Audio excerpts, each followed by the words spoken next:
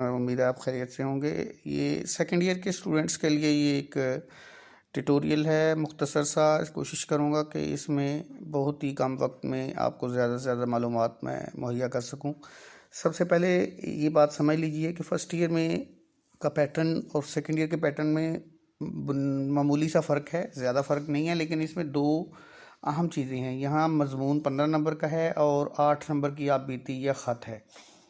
और चूँकि English medium के बच्चे जो हैं उनके पास मालूमात या कम से कम उनकी जो हैंड राइटिंग है वो और तरह की होती है, और वो उस तेज़ी से नहीं लिख पाते जिस तरह उर्दू मीडियम के बच्चे लिखते हैं। लिहाजा उन्हें इसमें खासी मुश्किल का सामना करना पड़ता है और उनके नंबर इसमें कट जाते हैं। लिहाजा सेकंड ईयर में फ़र्स्ट ईयर की निस्बत नंबर कम आते हैं। अब इसको कैसे हल किया जाए, इसमें मैं दो या तीन ट्यूटोरियल्स बनाने की कोशिश करूंगा, जिसमें मैं आपको हर सेगमेंट या हर हिस्से का अलग-अलग उसका हल बताने की कोशिश करूंगा। पहला तो है कि सबसे अहम बात यह है कि आपने 3 घंटे के पेपर में आपने 1 मिनट भी ज़ाया करके बैठना, सोचना, इधर उधर देखना और दूसरी बातों पे ध्यान देना, इससे बहुत परहेज़ करना है। और उसके साथ आपके पास 2-3 एक्स्ट्रा पेन, बॉल पेन, जो भी आप लिखने में जिसकी सहूलत हो, जिस चीज़ से, वो आप अपने पास रखिए। और तीसरी अहम बात यह है कि आपके पास जो घड़ी है लाजमी होनी चाहिए। वॉल क्लॉक जो है वहाँ शायद लगा हो या ना लगा हो, घड़ी आपके पास ज़रूर होनी चाहिए, जिससे आप ये देख सकें कि आपका वक़्त कहाँ कितना लगा है, कितना लगाना है।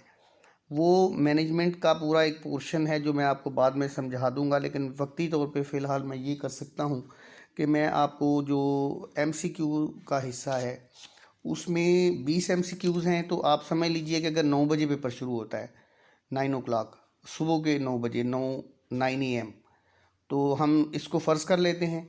तो और 9 बजे पेपर शुरू हुआ तो 9:20 में वो उनने आपसे पेपर ले लिया। आपने 5-10 मिनट पहले ही अमूमन बच्चे कर लेते हैं। एक तो उसकी तो ज़्यादा हदायत देने की ज़रूरत नहीं है, उसमें आप दुरुस्त निशान सोच समझ के लगाइए। जब आपने लगा लिया है तो फिर आप बेशक उसको, आपको पता चले कि ये मैंने गलत लगा लिया और दुरुस्त जवाब ये था, उसका फिर कोई फ़ायदा नहीं है। वो तो जब आपने एक दफ़ा लगा दिया वही कंसिडर होना है। आपकी कटिंग किया हुआ या दोबारा लगाया हुआ वो ऑटोमेटिकली गलत हो जाना है। तो एक तो उसका ध्यान रखना है आपने। रोल नंबर वगैरह ध्यान से लिख लीजिएगा। ये एक पहला पोर्शन जो है पहले ही वाले हिस्से का। दूसरा हिस्सा इसमें है एमसीक्यूज़ का। वो मैं आपके सामने एक इस वक्त स्लाइड आपके सामने आपको नज़र आ रही होगी कि फर्स्ट ईयर में आपका जो शॉर्ट क्वेश्चन था वो 4 नंबर का था, यहाँ 3 नंबर का होगा। तो वहाँ भी आपको बताया गया था कि कम से कम जवाब जो है उसकी जो सतरें हैं वो 4 से कम सतरों का जवाब अपना लिखिए, और यहाँ 3 से कम सतरों का न लिखिए। कोशिश कीजिए 3 से 4 के दरमियान लिखिए। अब आप इसको ऐसी मिसाल से समझिए।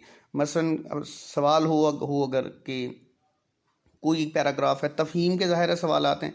तो कायद आज़म ने 14 अगस्त को पाकिस्तान बनाया या 14 अगस्त को मुसलमानों ने पाकिस्तान हासिल किया वगैरह वगैरह, इस तरह का कोई जुमला है और उसके आगे पीछे की तफसीलात उसमें नहीं आ रही, तो आप अगर सवाल है कि पाकिस्तान कब बना तो आपने लिख दिया 14 अगस्त। दूसरे ने लिखा पाकिस्तान 14 अगस्त को बना, और उसमें कायद आज़म की शबाना रोज़ मेहनत और मुसलमानों की अनथक जदोजहद और मुसलमानों की 7 साल अजीम जदोजहद इसमें शामिल थी। तो दोनों जवाबों में बुनियादी तौर पे क्या फ़र्क है? जवाब दोनों ही दुरुस्त है। एक बहुत मुख्तसर लिखा हुआ है और उसमें ज़रा भी दिलचस्पी ज़ाहिर नहीं की गई इस बात पे कि इस सवाल के 3 नंबर हैं, और 3 नंबर के लिए सिर्फ 14 अगस्त 1947 लिखना ज़रूरी नहीं है, बल्कि उसके साथ कुछ लवाजमात भी होने चाहिए। तो दूसरे जवाब को ज़ाहिर है ज़्यादा नंबर मिलेंगे, पहले को कम मिलेंगे। तो आप इसको देखिए कि ये जो पेपर है आपके सामने कितना नीट एंड क्लीन लिखा हुआ है। आप पूरा सवाल बेशक ना लिखिए, सवाल लिखने में कोई हर्ज कोई नहीं है, उसमें कोई ज़्यादा नहीं लगते, लेकिन अगर आपने नहीं लिखना तो इस तरह जैसे इस बच्चे ने या इस पेपर जिसने भी हल किया है, बेटे बेटी ने, इसने सिर्फ एक हेडिंग ऊपर लिख दिया है ताकि एग्जामिनर को मालूम हो कि ये फ़लाँ सवाल है। एग्जामिनर की सहूलत को भी तो देखना होता है ना कि वो क्या चाहता है, उसको भी तो सहूलत मिले ताकि वो अच्छे मूड में आपका पेपर देखे। तो वो उसकी सहूलत के लिए हेडिंग दे दिया और नीचे 3 या 4 सत्रों में लिख दिया। 4 सत्रों से आगे ना बढ़िए। अगर आप उससे आगे बढ़ जाएंगे तो इसका मतलब है आपने अगले सवाल के जो का जो वक्त है वो ले लिया है। तो हमारे पास वक्त बहुत लिमिटेड है। तो मैं आपको फ़िलहाल इस ट्यूटोरियल में जो मुख्तसर सा है अभी, इसमें सिर्फ ये बताऊंगा कि 20 नंबर का तो आपने लगा लिया, एमसीक्यूज़ में लग गए। 9 बजे शुरू हुआ पेपर, 9:20 पे आपने एमसीक्यूज़ लगा लिए। एमसीक्यूज़ के बाद आपको मिलते हैं शॉर्ट क्वेश्चन, ये तफहीम वाले जो हैं।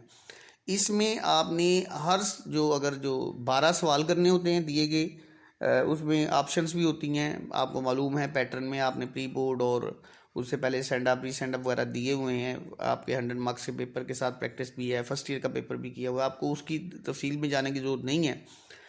आपने 12 सवाल करने हैं तो 12 × 3 = 36।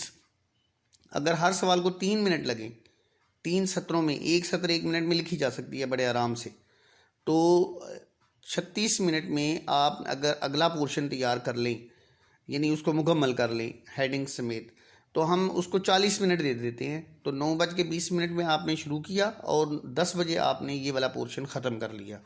तो ये मेरे ख्याल में आपके लिए एक पेपर का एक कह लें एक गाइडलाइन बन सकती है। इसके अगले ट्यूटोरियल में आपको तशरीहात का मैं बताता हूँ कि तशरीहात कैसे करनी है आपने, और कितने उसका हुजम यानी उसका वॉल्यूम यानी उसका साइज़ कितना हो, और उसमें क्या लिखना है क्या नहीं लिखना। ये तशरीहात का अगला ट्यूटोरियल बनाता हूँ, और उसके बाद फिर मैं आपको आबिती और मजमून का तीसरा आखिरी ट्यूटोरियल और थोड़ी सी बुनियादी और गाइडलाइन बता दूंगा। उम्मीद है इस सिलसिले में आपको फ़ायदा होगा। चूँकि वक्त मुख्तसर है और मैं चाहता हूँ कि हर बच्चा इसको देख ले और दिलचस्पी के साथ देखे। बहुत ज़्यादा तवील ट्यूटोरियल बच्चे देखते नहीं हैं, तो ये उम्मीद है आपको फ़ायदा इससे होगा। तो इंशाल्लाह अगले ट्यूटोरियल में मैं आपको तशरीहात के बारे में बताऊँगा। शुक्रिया, जज़ाकल्लाह।